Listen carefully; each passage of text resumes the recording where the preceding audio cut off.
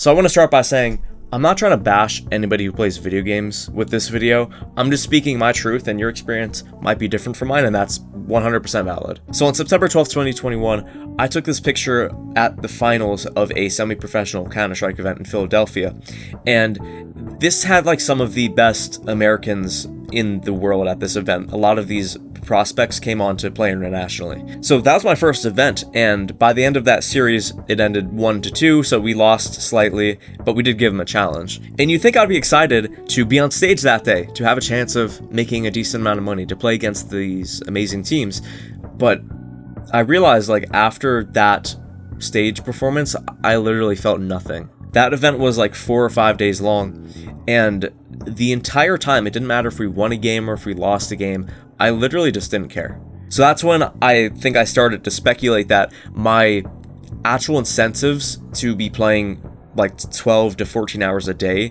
weren't actually what I thought they were. And obviously, playing that much, my mental health decayed, I wasn't taking care of anything in my life, and honestly, I just didn't enjoy where I was at in life, and that's probably why I was playing video games that much. But even with that, honestly, when I got back home for the event, I instantly fell back into the mindset of like, oh, this is good for me because I have a chance of being a professional. And just so you know, that's a very common mindset of like addiction. Like, it doesn't matter if it's video games or alcohol or something. A lot of people who are addicted to a substance, they somehow find a way to justify that it's actually a good thing for them. So I resumed just the cycle of going to school, coming home, playing until 3 in the morning, and just going to bed. But that mindset lasted until October 2nd, 2022, where I took this picture in my sister's bathroom, and this is when I started discovering what self-improvement was. And honestly, like, without Hamza's channel, I probably would have never even understood what self-improvement was. But because I started to watch his videos and other people's videos,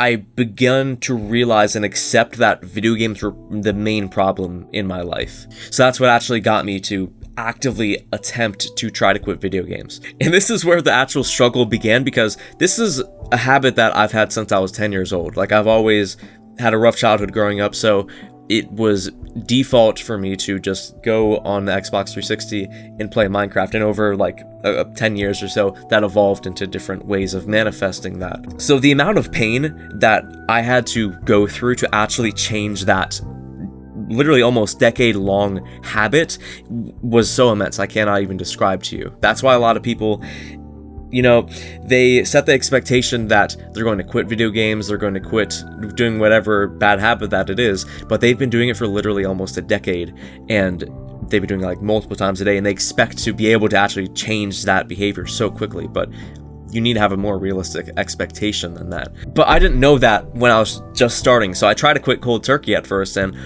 after like a couple months of like being like, oh, I'm not going to play video games at all, and then like the next week I would literally just go straight back to it, I realized like I need to set the expectations for myself to just make realistic progress instead of expecting myself to get to 0 instantly. And I'm fast forwarding past the good days, the bad days, the like 1 week streaks where I was like, oh sweet, and then I just instantly fell right back into it. But after like literally 12 to 14 months or so of manually trying to force myself to do it, as of now, I don't have any craving to play video games. I don't desire to play video games, and it's not a problem for me anymore. And if you guys want me to make a video explaining what I had to do to finally actually quit video games, then just ask in the comments and I'll start working on the video. Now, I'm not going to pretend that I have 0 video games in my life. I do still somewhat play Minecraft because it is absolutely so boring to me. And the reason I do so is because I learned that your brain is really associative. So if you are in bed for like more than 30 minutes or so, you'll start to associate your bed with being awake. So a rule that I have for myself is that if I'm awake in bed for more than 30 minutes, I'll get out of bed and do something really boring for like 30 minutes until I can fall back asleep. And I honestly don't have sleep issues very often, so I probably realistically play Minecraft like 3 times a month. Like, that's where I've gotten to. And honestly, I think at that usage, it's honestly beneficial to me. So I thought I would mention that because I know a lot of YouTubers, they pretend they're absolutely perfect when they're literally not. So now that I've explained what my life was and what it is now, I want to give you some pros and cons that I've experienced from cutting out video games from my life. So the first con is you're going to lose friends, especially if your friend group plays video games to keep up with each other. There was probably 6 or so friends that I would only be friends with them because we would message each other on Discord and be like, yo, we're gonna play X whatever game it was. But to be completely honest, since I've replaced video games with going to the gym, going on walks, and just like going outside, I've honestly made significantly more valuable friends. And that sounds harsh, but I'm just gonna be completely honest with you. And this is a separate point, but I already know there's gonna be somebody in the comments who's saying something like, oh, I use video games to keep up with my friends, and that's how I keep up with them. But let's be honest, if video games didn't exist, would you want to be friends with them? So for example, this is how I used to just see weed as a fun thing that me and my friends did. So before I cut out weed, I had one friend that every single time we would see each other, I'd go to his house, and we would literally like split a blunt between us. It's all t-shirts and jeans or something of the sort. Like, what the fuck? But I would literally convince myself that, oh, I'm only doing this because it's fun, and I would still be friends with him if I wasn't smoking with him. But earlier this year, I was setting goals, and I just objectively knew that smoking weed would not help me achieve them. So after that, one day, I went over to his house, and he smoked, but I chose not to. And I was sitting in his bedroom, and he was lying on a bed because he literally faced 2 blunts by himself. And I realized, like, I don't even actually like him or respect him. It's just that weed would kind of grease the wheels to keep the relationship going and make it seem like we could still be friends. And if you're reasonable, you'll agree with that. But if you're hesitant, you might not want to believe that, because I did not want to believe that. I had multiple relationships that were hinging on bad habits, and I would just assume that we were actually friends, but we just did those together.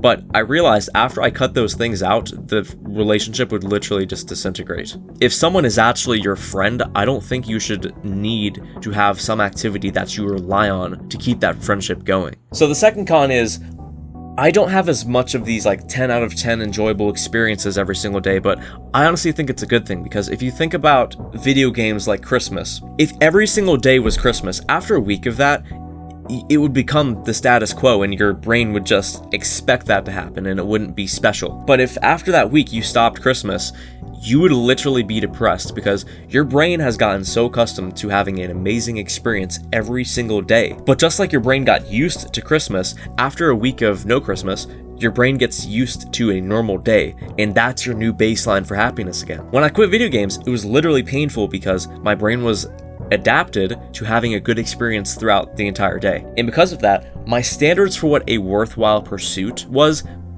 exceptionally high. Like if I wanted to sit down and read a book, there's no shot that that would be as enjoyable as playing a video game. But now that I don't play video games, I find joy in the small things like drinking black coffee, reading a book, going to the gym. So because of that, I honestly see not having a fun experience every single day as a good thing. So these are the pros that I've experienced from quitting video games. And the first pro is my conversations are so much more interesting and have depth to them, and that also makes the people I attract much more valuable. So I want you to visualize this with me, because I think it'll help you realize what I'm talking about. So just close your eyes. So imagine you're sitting in a restaurant, you're on a date with somebody, this person's attractive, they're smart, like they're literally what you consider perfect. But after the waiter comes over and asks what you want to drink and walks away, your date asks you, so what did you do today? And imagine the first thing you say is, I got home and I played some Overwatch and then I'm here with you now. I'm sorry, bro, but you could not catch me dead being proud to say that to somebody. You can open your eyes. If you want to attract somebody with like a high value, they go to the gym, they read, they have goals, but you spend your free time playing video games. When they find out that's how you spend your time, that is such a big turnoff. I'm telling you right now, anybody who has that type of lifestyle to be successful, that is not something that they're interested in. But when I'm on a date with somebody and I'm talking about how I'm reading a book on storytelling, that makes the conversation so much more interesting than if I was like, oh, I'm just playing CSGO. And other than like how the conversation goes, it tells them explicitly like, oh, this guy, he is literally spending his free time doing something productive, and that is a sign that he is a valuable person to invest my time with. Even if they're not consciously aware of that, that's how people evaluate their dating prospects. So when I started reading, going to the gym, and just doing things that show that I respect my time, that's when I was able to attract people who respect their own time. So the second pro is productivity, and I think this is the best pro because, so I used to be this super one-dimensional person, and my main skill was like playing video games, and I had a couple other miscellaneous skills, but I never saw that as a negative thing because honestly, if you look around at society, most people are like that. But when I stopped playing video games, I started to eat cleaner, I started going to the gym way more consistently, I started to sleep, that's so important. Because of that, freeing up my time and energy to do things that would help me, I've realized like what I'm actually capable of doing with my life. If you don't mind, let's do a thought experiment together. So imagine that you're playing 2.5 hours of video games a day. Just a random number. That's honestly not that much. You might be playing more. If you did that every single day for 1 year straight, you would have burned 900 hours of your life away. And if you do that for 5 years, that's 4,500 hours of your life literally just gone. But please think about this with me. How amazing would your life be if you spent 4,500 hours going to the gym, reading a book, or just focusing on your diet? Like, how much money would you be able to make? Like, what would your social circle look like? How would your romantic life look like? These are the questions you need to ask yourself if you're trying to quit, because if you don't have a very valid reason to go through the pain of quitting video games or whatever you're trying to quit, you're going to fail every single time. When you start with your motivations for why you want to change, that's what's going to let your brain justify the pain you need to go through to make that change. Now, to put a bow on this, as of February 19th, 2024, I don't have a single regret quitting video games. If I was still playing games now, I wouldn't have made as much progress in the gym, I wouldn't have started my YouTube channel, I wouldn't have fixed my mental health. Like, just like video games would have been holding me back so much. And if you're watching this far, I really respect your time, and I hope that I could help you get 1% better today.